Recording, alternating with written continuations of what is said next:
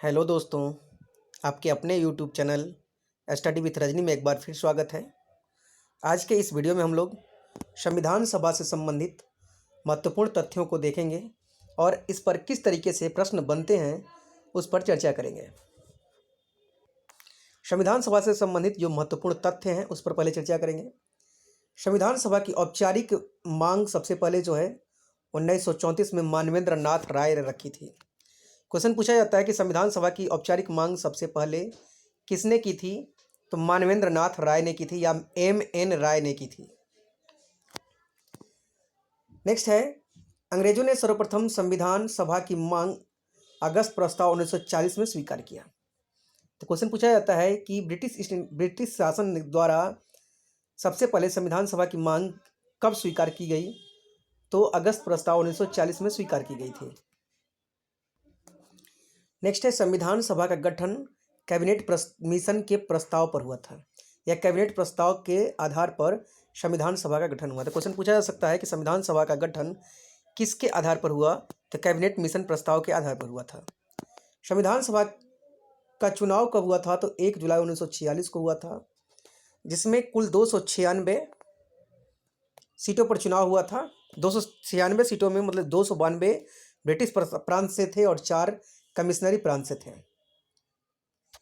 इसमें 93 देसी रियासत थे, जो 93 देसी रियासत संविधान सभा के चुनाव में भाग नहीं लिए थे। तो क्वेश्चन अभी पूछा जाता है कि निम्न में से किसने चुनाव में भाग नहीं लिया था, तो देसी रियासतों ने भाग नहीं लिया था। देसी रियासत जो है बाद में अपने सदस्यों को जो है ये मनोनीत करते हैं। देसी रियासत के जो सदस्य बाद में ये मनोनीत होते हैं और बाकी जो है ब्रिटिश प्रांत और 4 कमिश्नरी प्रांत हैं उससे चुन करके जाते हैं चुनाव के द्वारा। अप्रत्यक्ष चुनाव होता है। अब बात करते हैं हम लोग संविधान निर्माण की। संविधान का निर्माण जो है, संविधान सभा की कुल बैठक की संख्या जो है 12 थी। यह भी क्वेश्चन पूछा जाता है कि संविधान सभा में कुल कितनी बैठकें हुई थी, तो 12 हुई थी। संविधान निर्माण की जो तारीख कब से कब तक थी, तो 9 दिसंबर 1946 से 26 नवंबर 1949 तक। संविधान सभा की जो 12वीं बैठक जो हुई थी 24 दिसंबर 1950 को हुई थी। ऐसे कुल 11 बैठक हुए हैं, लेकिन अंतिम बैठक जो हुई है 24 दिसंबर 1950 को हुई है, तो उसको लेकर के 12 हुए हैं। संविधान निर्माण की अवधि जो है वह 2 वर्ष 11 माह 18 दिन की है। यानी संविधान बनने में कुल कितना समय लगा था, तो 2 वर्ष 11 माह 18 दिन का समय लगा था। अब बात करते हैं संविधान सभा के प्रथम अधिवेशन की। प्रथम अधिवेशन जो हुई थी यानी पहली बैठक जो हुई थी 9 दिसंबर 1946 को हुई थी। तो क्वेश्चन पूछा जाता है कि संविधान सभा की पहली अस्थायी बैठक कब हुई थी या पहली बैठक कब हुई थी, तो 9 दिसंबर 1946 को हुई थी। यह एक अस्थायी बैठक था। अब क्वेश्चन पूछा जाता है कि संविधान सभा की बैठक कहाँ हुई थी, तो संविधान सभा की जो बैठक थी संविधान सभा कक्ष नई दिल्ली में हुई थी। वर्तमान में जो संसद भवन का जो केंद्रीय कक्ष है यही संविधान सभा कक्ष हुआ करता था। इसके पहले अस्थायी अध्यक्ष जो चुने गए थे डॉक्टर सच्चिदानंद सिन्हा चुने गए थे। सच्चिदानंद सिन्हा जो है वरिष्ठता के आधार पर चुने गए थे, यानी सबसे जो वरिष्ठ व्यक्ति होगा वही होगा, तो वरिष्ठता के आधार पर ये चुने गए थे, यानी उम्रदराज व्यक्ति के आधार पे ये जो है बिहार के पूर्व मुख्यमंत्री भी रह चुके थे। इनकी मृत्यु जो है 9 दिसंबर को तो संविधान सभा के अध्यक्ष होते हैं, 10 दिसंबर को उनकी मृत्यु हो जाती है। इस संविधान सभा के जो प्रथम उपाध्यक्ष थे उनका नाम था H.C. मुखर्जी। H.C. मुखर्जी था। प्रथम बैठक में शामिल सदस्यों की संख्या जो थी कुल 211 थी। क्वेश्चन पूछा जाता है कि संविधान सभा के प्रथम अधिवेशन में जो है शामिल सदस्यों की संख्या कितनी थी, तो 211 थी। और संविधान सभा में के प्रथम बैठक में कुल कितनी महिलाएं शामिल थीं, तो महिलाएं जो है 9 शामिल थीं।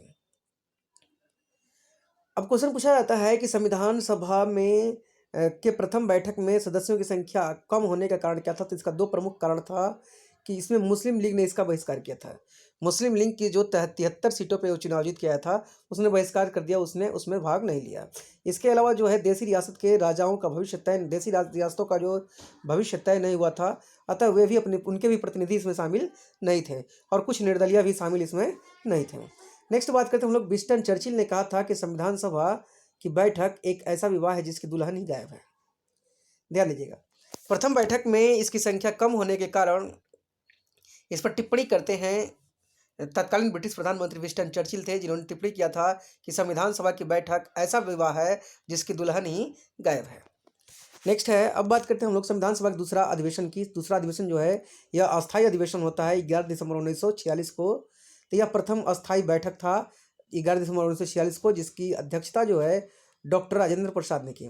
तो संविधान सभा के अध्यक्ष भी डॉक्टर राजेंद्र प्रसाद बनते हैं, इसी समय से अस्थायी अध्यक्ष होते हैं। संविधान सभा के अस्थायी अध्यक्ष कौन थे? तो वो थे डॉक्टर राजेंद्र प्रसाद, और संवैधानिक सलाहकार के रूप में चुने गए थे BN राव। संवैधानिक सलाहकार जो थे वह BN राव थे।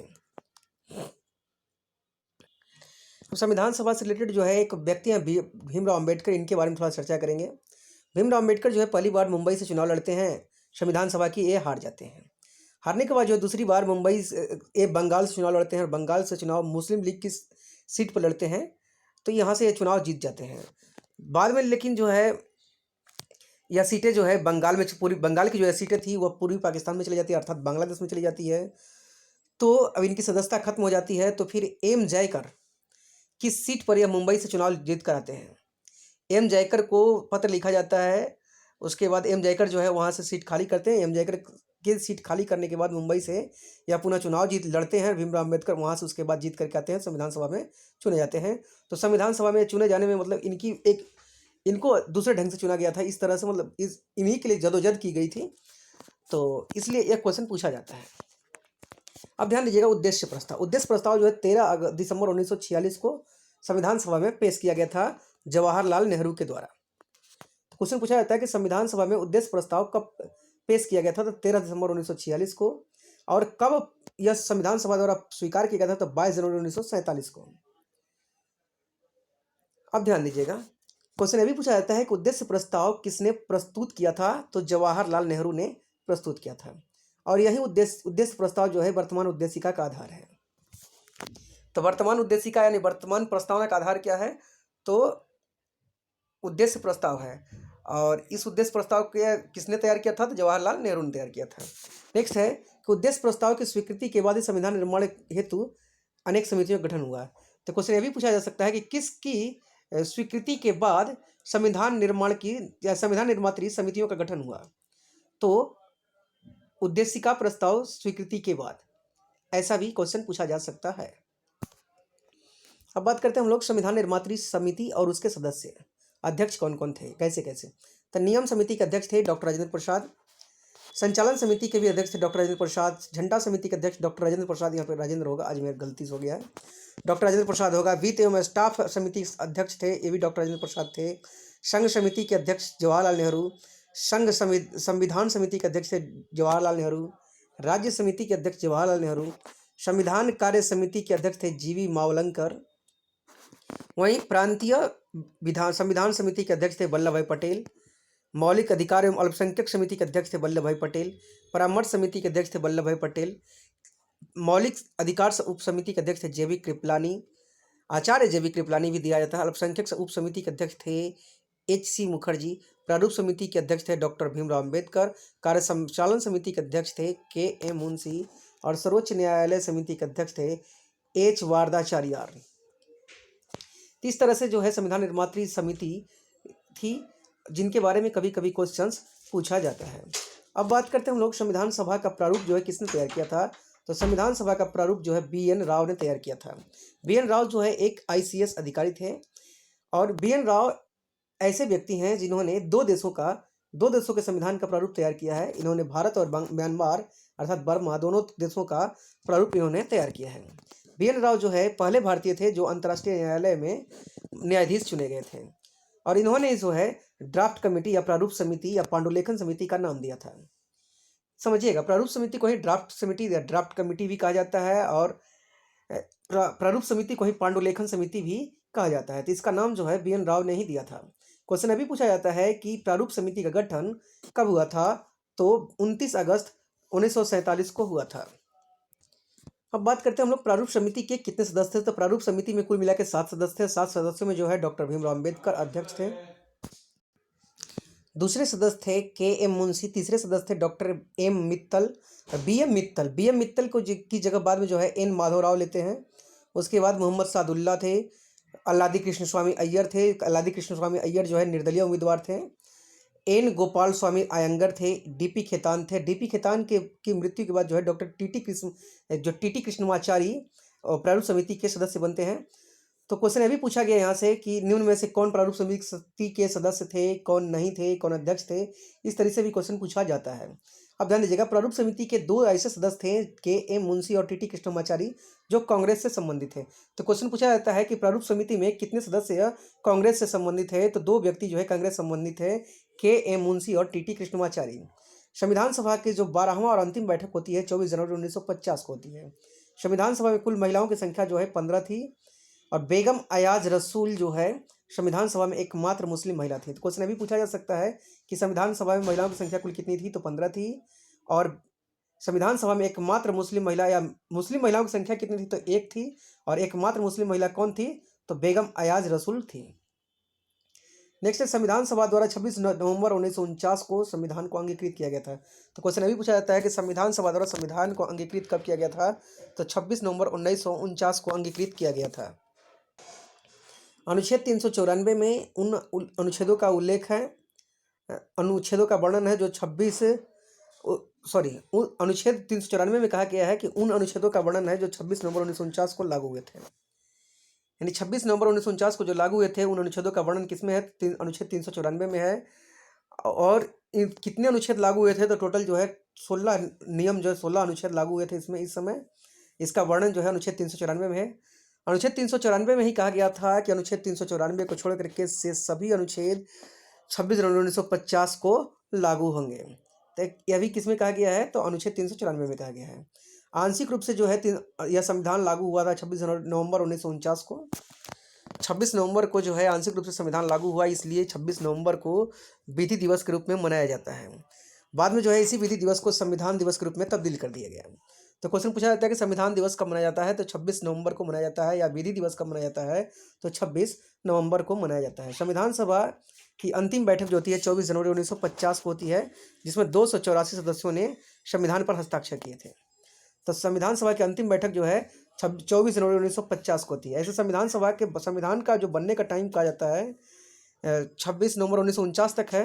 तो इसलिए जो है कुल बैठक की संख्या ऐसे 11 होगी, लेकिन अंतिम बैठक 24 जनवरी 1950 को थी। इस तरह से संविधान सभा के कुल बैठकों की संख्या 12 मानी जाती है। संविधान पर जो प्रथम हस्ताक्षर है वो जवाहरलाल नेहरू ने किए थे, और अंतिम हस्ताक्षर डॉक्टर राजेंद्र प्रसाद ने किया था।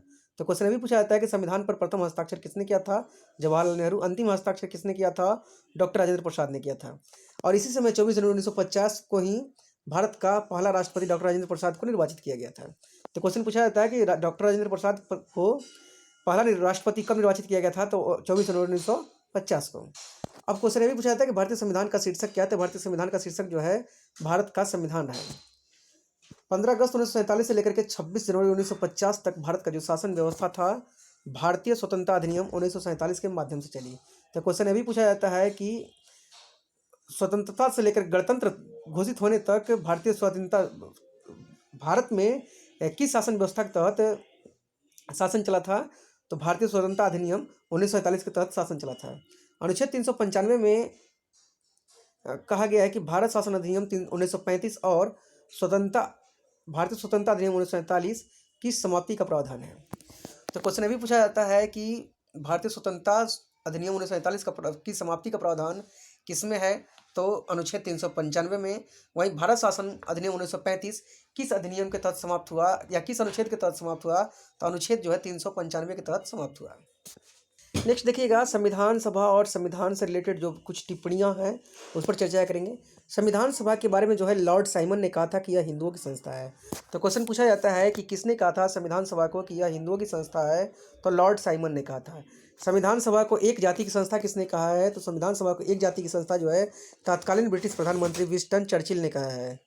तत्कालीन प्रधानमंत्री विंस्टन चर्चिल ने कहा कि संविधान सभा एक जाति की संस्था है। नेक्स्ट है, संविधान सभा का मतलब जो है कांग्रेस है, किसने कहा था। तो गाडविन ऑस्टिन ने कहा था कि संविधान सभा का मतलब कांग्रेस है। अब ध्यान दीजिएगा, डॉक्टर भीमराव अम्बेडकर, यह इंपॉर्टेंट क्वेश्चन है। डॉक्टर भीमराव अम्बेडकर के योगदानों को रेखांकित करते हुए डॉक्टर राजेंद्र प्रसाद ने इन्हें दक्ष पायलट कहा है। तो क्वेश्चन पूछा जाता है कि क्वेश्चन पूछा जाता है कि डॉक्टर भीमराव अम्बेडकर को दक्ष पायलट की संज्ञा किसने दी थी। तो डॉक्टर भीमराव अम्बेडकर ने दिया था। नेक्स्ट है केवी राव ने डॉक्टर भीमराव अम्बेडकर को के बारे में कहा था कि वे न केवल संविधान के जनक हैं बल्कि संविधान की जननी भी हैं। तो क्वेश्चन पूछा जाता है कि संविधान का किसने कहा था कि डॉक्टर भीमराव अम्बेडकर न केवल संविधान के जनक हैं बल्कि जननी भी हैं। तो ये केवी राव ने कहा था।